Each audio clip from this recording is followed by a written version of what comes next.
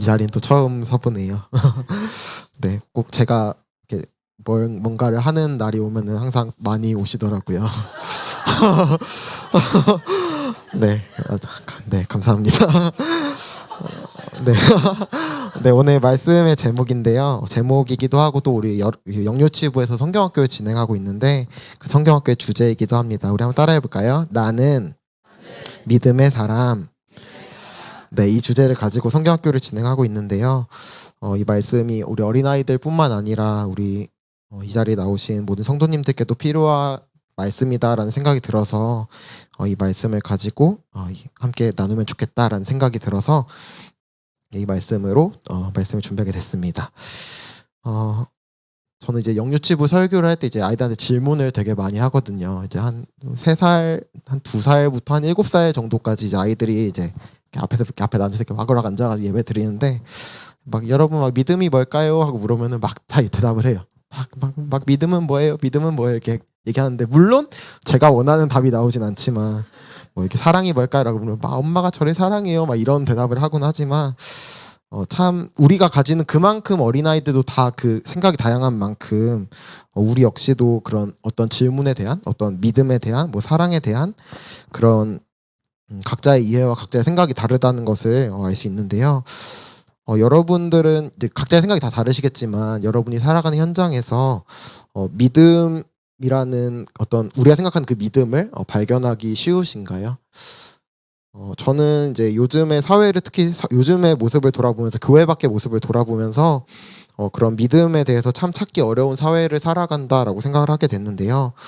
우리가 하나님에 대해서 이야기를 한다면 세상에서는 보통 이렇게 이야기를 합니다. 하나님이 어딨냐 이렇게 이야기를 하기도 하고요. 나는 뭐 하나님이 있긴 해도 믿지는 않아. 뭐 그렇게 이야기하는 사람들도 많이 볼 수 있습니다. 그리고 이제 언젠가부터는 이제 하나님 없이도 그래도 뭐 사람끼리도 뭐 열심히 뭐 서로 도와주고 하면은 뭐 잘 살 수 있어라고 이야기하는 이야기들이 들려고 했는데요.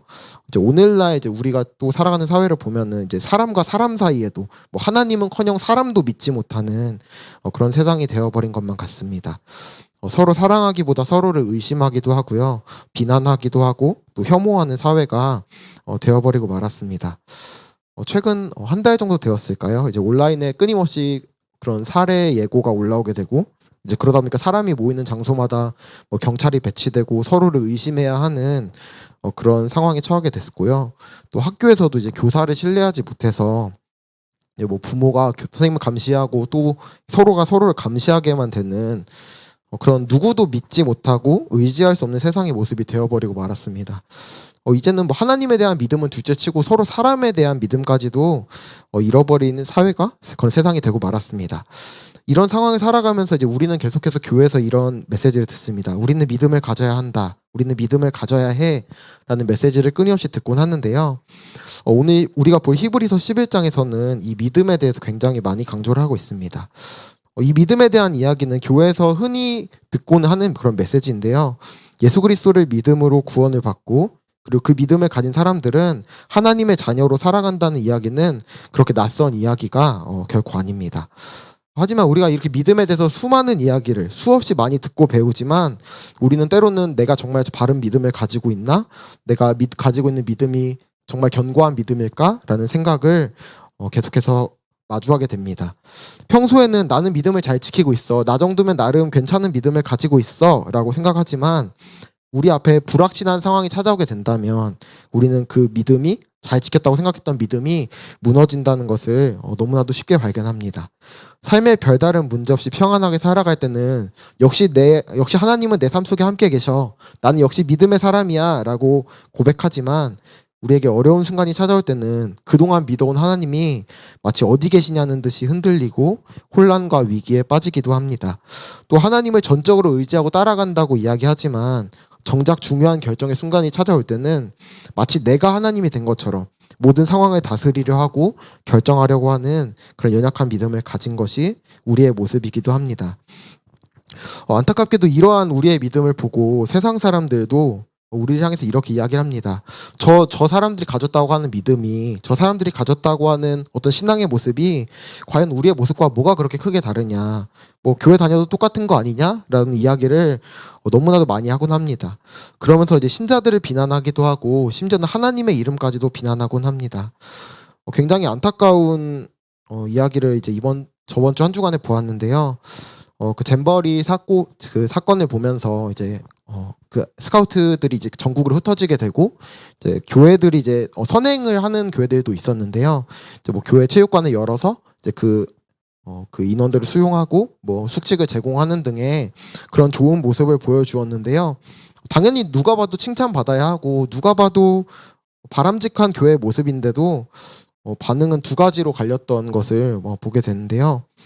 한쪽에서는 그치, 교회는 저런 모습이 맞지, 뭐 교회는 좋은 일 하는 곳이야라는 반응도 있었지만 또 한쪽에서는 정말 너무 안타까운 반응인데 저 교회가 특이한 거지, 뭐 나머지 교회들은 여전히 다 똑같아, 여전히 다 나쁜 모습을 가지고 있을 거야 라고 하는 그런 안타까운 반응도 볼 수 있었습니다.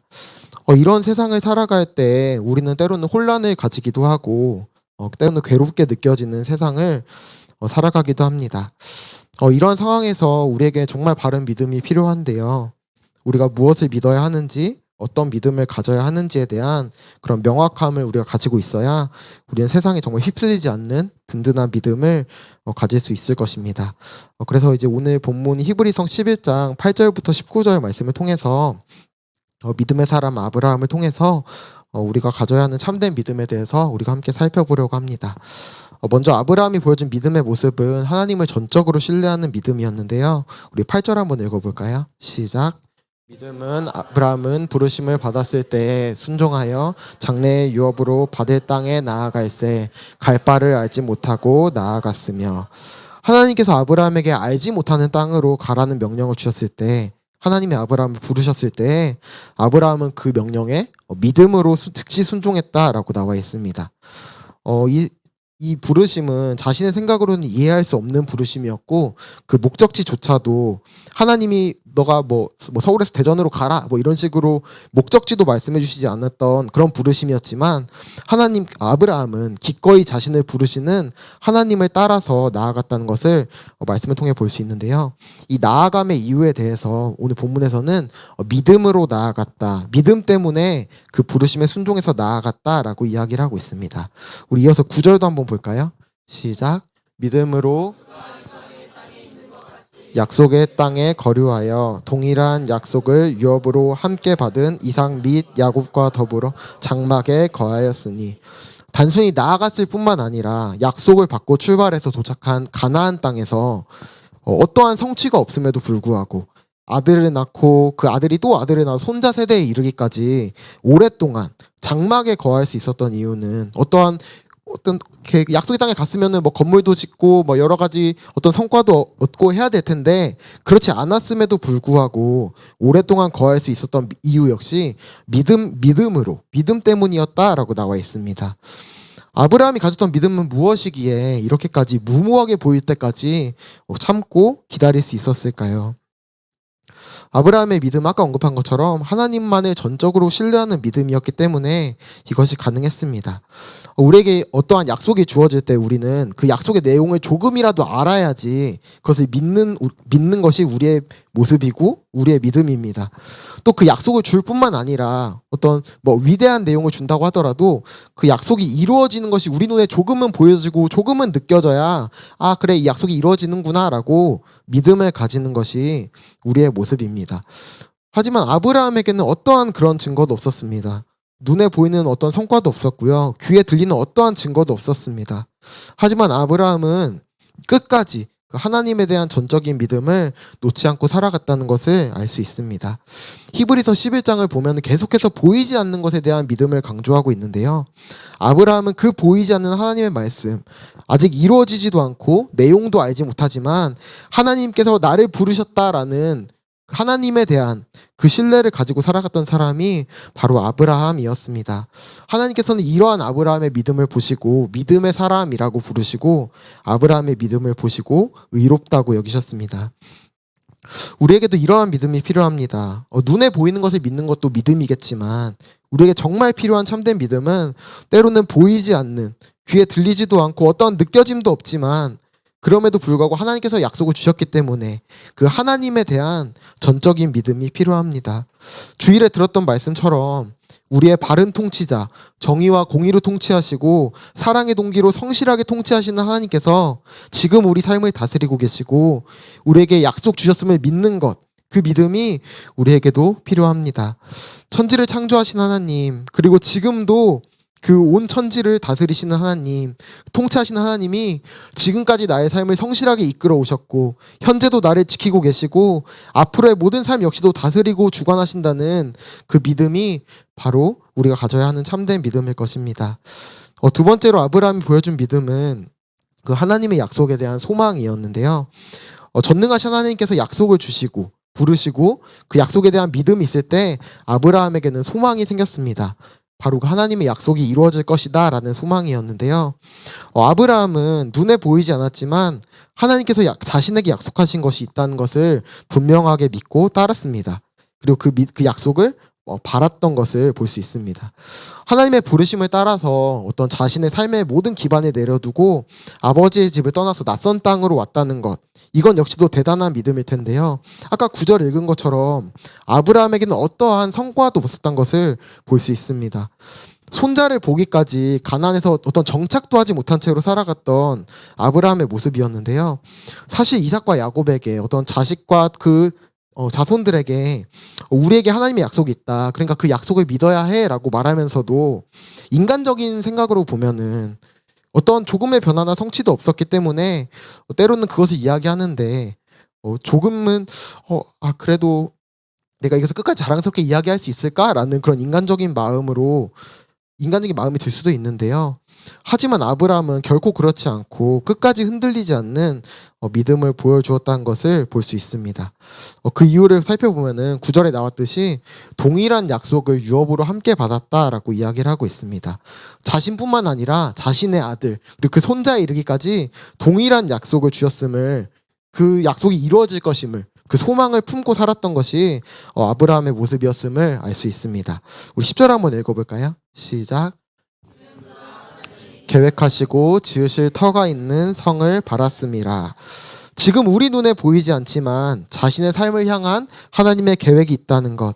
나는 계획할 수도 없고 예측할 수도 없어서 지금 고향을 떠나서 가나안 땅까지 와서 지금은 비록 장막에서 살아가는 현실이지만 하나님께서 계획하셨고 그리고 장차 세우실 그 영원한 집이 있다는 것을 믿는 믿음, 그리고 그것이 언제인지는 알지 못하지만 하나님께서 계획하신 때, 하나님께서 준비하신 그 때에는 반드시 이루어질 것임을 믿는 그 소망, 그것이 바로 아브라함이 가지고 있었던 믿음의 모습입니다. 우리는 사실 약속을 받을 때 그 약속이 얼른 이루어지길 바랍니다. 영리치부 이제 한 친구가 한 달 좀 넘게 바랬던 것 같아요. 이제 계속 저한테 와서 전도사님 이렇게 하기로 했어요라고 했는데 그 내용을 보면은 이제 교회에서 이제 그 유초등부 형이 자기한테 그 포켓몬 카드를 주겠다고 약속을 했던 그 약속을 저한테 한 달 동안 와서 얘기하는 거예요. 전사님 이렇게 누구 형이 저한테 이거 주기로 했어요. 누구한테 이거 주기로 했어요. 근데 그게 이제 잘 전달이 되지 않았는지 한 주, 두 주가 지났는데도 이제 받았다는 소식이 들려오지 않는 거예요. 계속 와서 주기로 했어요. 근데 시간이 지날수록 점점 어떤 좀 실망을 했는지 그 자랑의 목소리가 이렇게 약속에 대한 그런 이야기가 이렇게 좀 작아졌던 것 같아요. 이번 주에도 안 줄려나 봐요. 이런 식으로 좀 작아졌던 것 같아요. 그런데 그렇게 아쉬워했는데 그 약속이 이루어졌을 땐 어땠을까요? 몇 주 동안 그렇게 아쉬워하고 속상했는데 그 기다렸던 포켓몬 카드를 받았을 때 그 형이 나한테 드디어 이걸 줬다고 너무 신나서 자랑하는 모습을 볼 수 있었습니다. 이것처럼 우리는 그 약속이 얼른 이루어지길 소망하고요. 그리고 그 오랫동안 기다렸던 약속이 이루어졌을 때 그 누리는 기쁨이 있다는 것을 우리 모두가 잘 알고 있을 것입니다. 아브라함 역시도 당연히 이 약속이 이루어지기를 너무나도 간절히 소망하지 않았겠습니까? 특히 대를 이을 자녀를 낳는 문제에서 하나님께서 분명히 하늘의 별과 같은 자녀를 주겠다라고 약속하셨는데 그것이 이루어지지 않았을 때 아브라함의 마음에도 역시 그 약속에 대한 간절한 소망과 바람이 있었을 것입니다. 그리고 이 약속에 대한 소망과 동시에 너무 빨리 이루어졌으면 하는 조급함도 생겨서 이스마엘을 통해서 대를 이으려고 했던 그런 연약한 모습도 있다는 것을 우리는 볼 수 있습니다. 하지만 그런 아브라함의 연약함에도 불구하고 하나님께서는 너무나도 신실하셔서 너무나 성실하셔서 그 아브라함에게 은혜를 베푸시고 그 약속대로 끝내는 그 소망을 이루어주시는 모습을, 사라를 통해 자녀를 낳게 하시는 그 모습을 우리는 기억해야 합니다. 11절 말씀 한번 읽어볼까요? 시작. 믿음으로 단산하였으나 잉태할 수 있는 힘을 얻었으니 이는 약속하신 일을 미쁘신 줄 알았습니다.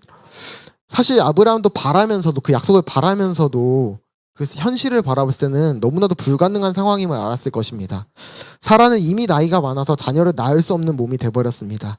믿음과 소망을 가지기보다 그 약속을 의심하고 때로는 그 약속을 포기하는 것이 오히려 더 가까워 보이는 상황일지도 모르겠습니다.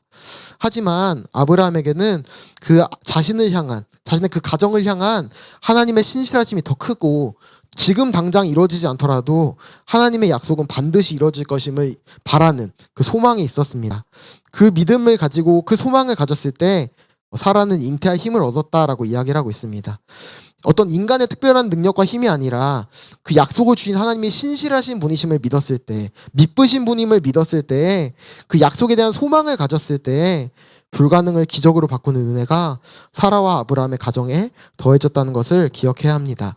그 믿음의 사람, 그 소망의 사람 한 사람을 통해서 이루신 그 하늘의 별과 바다의 모래 같은 자녀를 얻게 되는 그런 결과였습니다.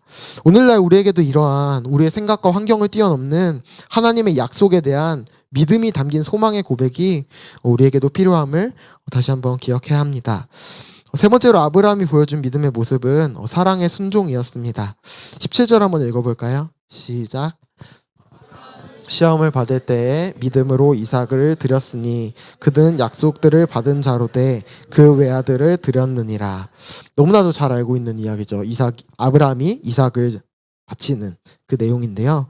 하나님께서 너무나도 간절한 소망의 성취, 그 약속을 주시고 그 약속에 대한 믿음을 갖게 하시고 너무나도 간절하게 그 약속이 이루어지길 바랬던 그 소망의 성취로 귀하게 낳은 이삭을 바치라고 했을 때 아브라함의 심정은 너무나도 힘들고 괴로웠을 것입니다. 저도 아직 자녀를 낳지 않아서 그 감정을 다 모르겠지만 아브라함이 얼마나 소중하게 얻은 자녀인지 100년을 기다려서 낳은 그 자녀인 것을 알기 때문에 그 자녀를 드린다는 것은 결코 쉽지 않은 결정이라는 것을 우리 모두는 알 수 있습니다.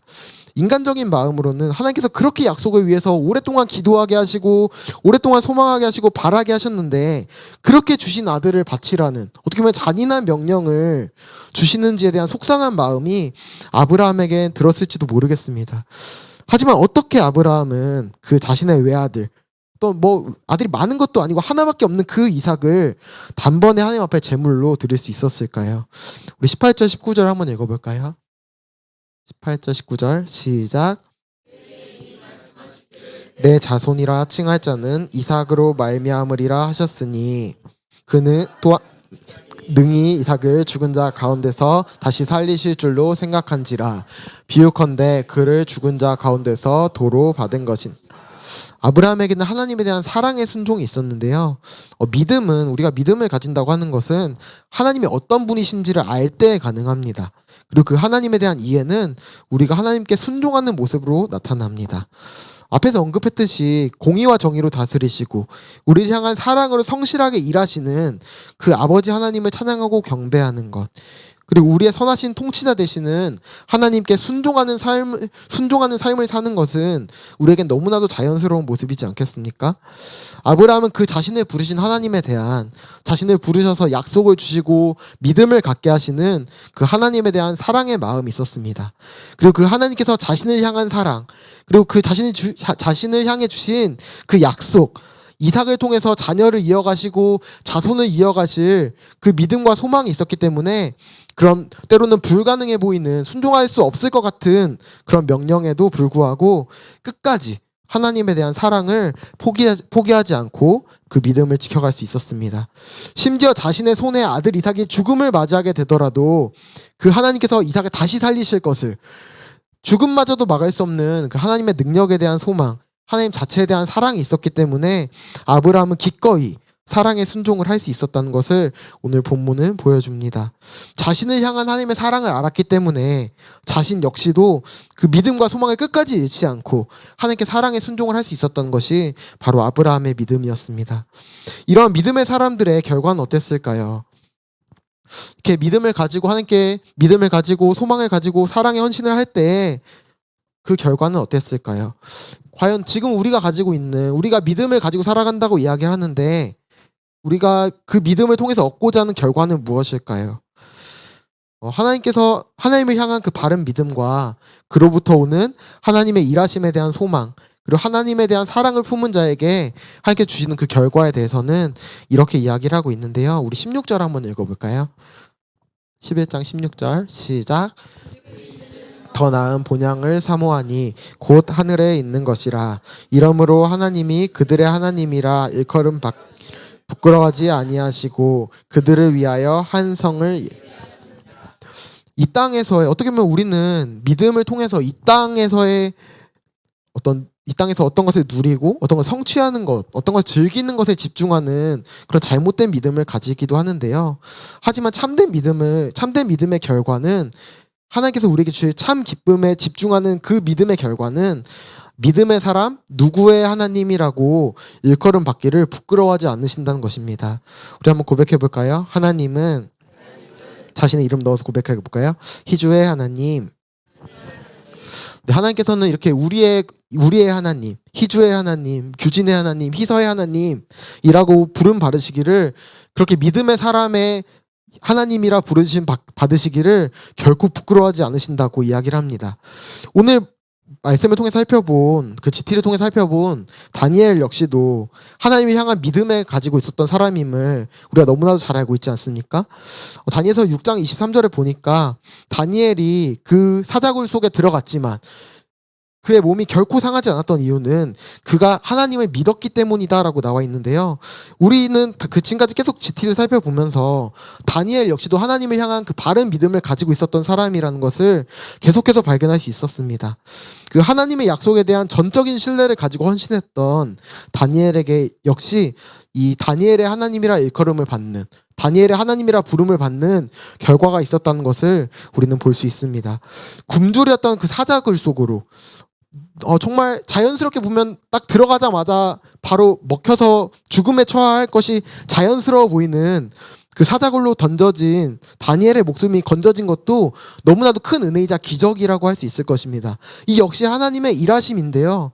하지만 이어지는 다리오 왕의 고백은 하나님께서 우리에게 주신 그 소망에 대한 믿음으로 그 사랑을 가지고 순종할 때 누릴 수 있는 최고의 고백이라고 이야기할 수 있을 것 같습니다. 우리 다니엘서 6장 26절 27절 한번 볼까요? 다니엘서 6장 26절 27절. 네, 다니엘서 6장 26절부터 27절.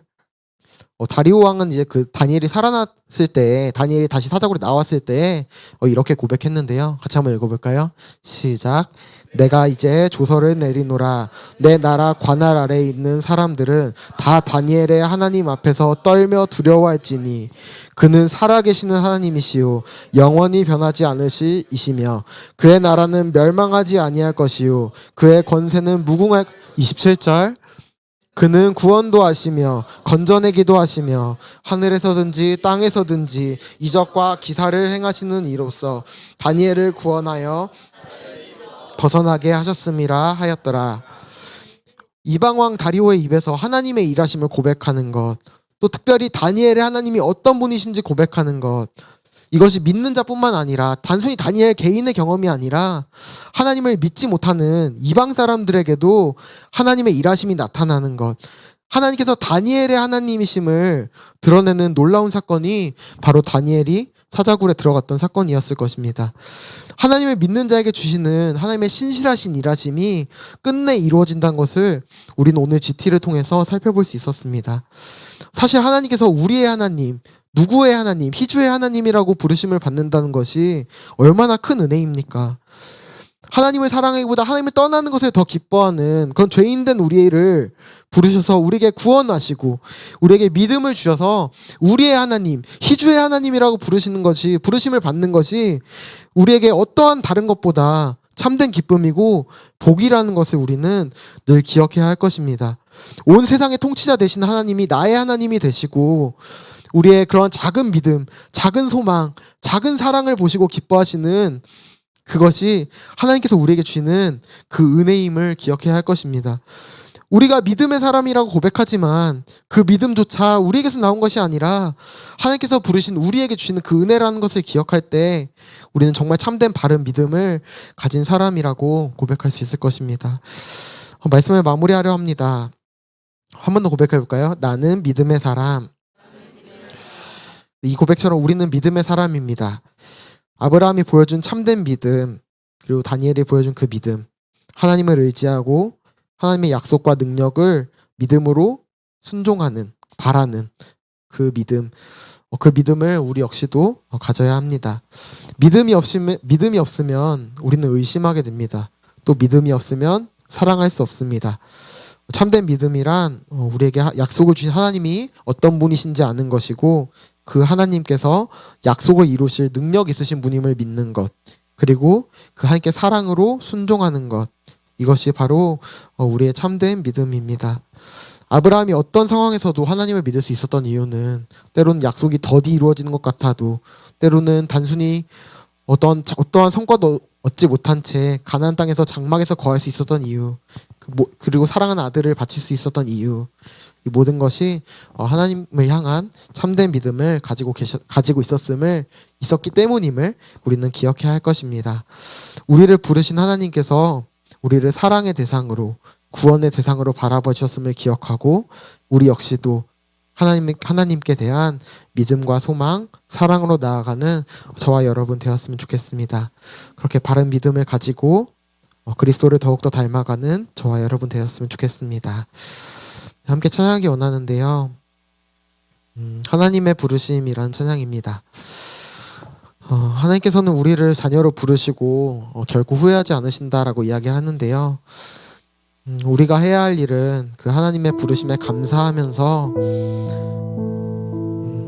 우리를 오늘도 가장 선한 길로 인도하시고 이끌어 가신다는 것을 믿고 따라가는, 그 순종하는, 그 하나님을 찬양하는 우리의 삶이 되었으면 좋겠습니다. 우리 함께 그 하나님의 부르심을, 각자를 향한 부르심을 기억하시면서 함께 자리에서 일어나셔서 이 찬양 고백하시고 함께 기도의 자리로 나아갔으면 좋겠습니다.